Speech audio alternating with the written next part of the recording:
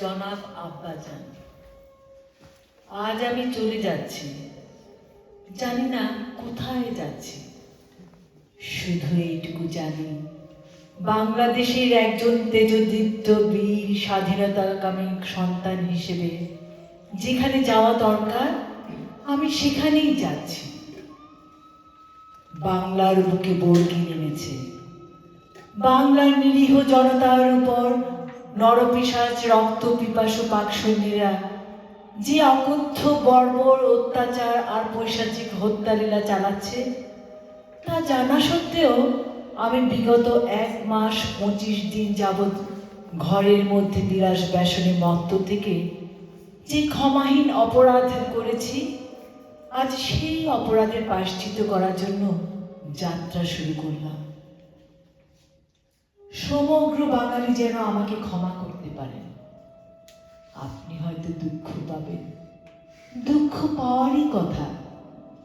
যে সন্তানকে দীর্ঘ 16 বছর ধরে তিল তিল করে হাতে কলমে মানুষ করেছেন, যে ছেলে আপনার বুকে বারবার শনি কৃপাণের আঘাত এনেছে, যে ছেলে আপনাকে এতটুকু শান্তি দিতে পারেনি, অথচ আপনি আপনার সেই অবাধ্য দামান ছেলেকে বারংবার ক্ষমা সুন্দর দৃষ্টিতে দেখেছেন, যার সমস্ত অপরাধ আপনি সীমাহীন মহানুভবতার সঙ্গে ক্ষমা করেছেন। আপনি আমাকে ক্ষমা করেছেন সম্ভবত একটি মাত্র কারণে, যে আপনার বুকে পুত্র বাৎসল্যে রয়েছে প্রবল আকর্ষণ। আজ যদি আপনার সেই জ্যেষ্ঠ ভারত স্বেচ্ছায় যুদ্ধের ময়দানে অন্যায়ের বিরুদ্ধে ন্যায়ের পক্ষে যুদ্ধে মৃত্যুকে আলিঙ্গন করে, তাহলে আপনি কি খুব দুঃখ পাবেন বাবা? আপনার দুঃখিত হওয়া সাজে না, কারণ হানাদারদের বিরুদ্ধে যুদ্ধে যদি নিহত হই, আপনি হবেন শহীদের পিতা। আর যদি গাজী হিসেবে আপনাদের স্নেহ ছায়াতলে আবার ফিরে আসতে পারি, তাহলে আপনি হবেন গাজীর পিতা। গাজী হলে আপনার গর্বের ধন হব আমি, শহীদ হলেও আপনার অগৌরবের কিছু হবে না। আপনি হবেন বীর শহীদের বীর জনক, কোনোটার চেয়ে কোনোটা কম নয়। ছেলে হিসেবে আমার আবদার রয়েছে আপনার উপর।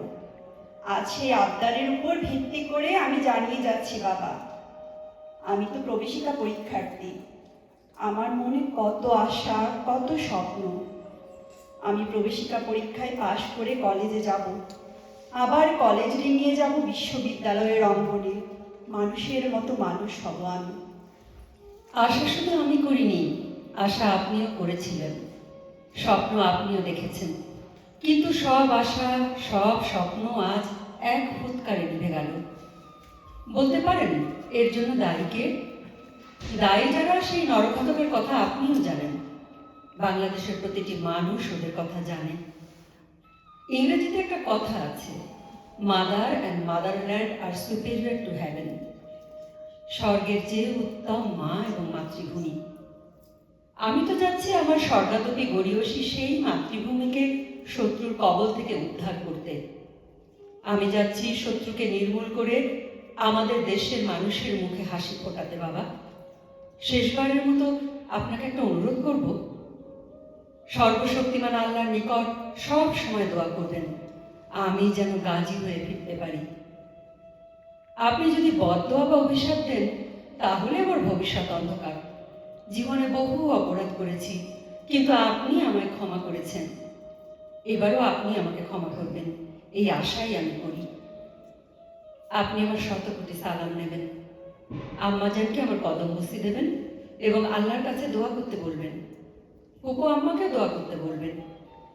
ফয়সাল, আফতাব, আরজু ও ছোটদের আমার স্নেহাশিস দেবেন।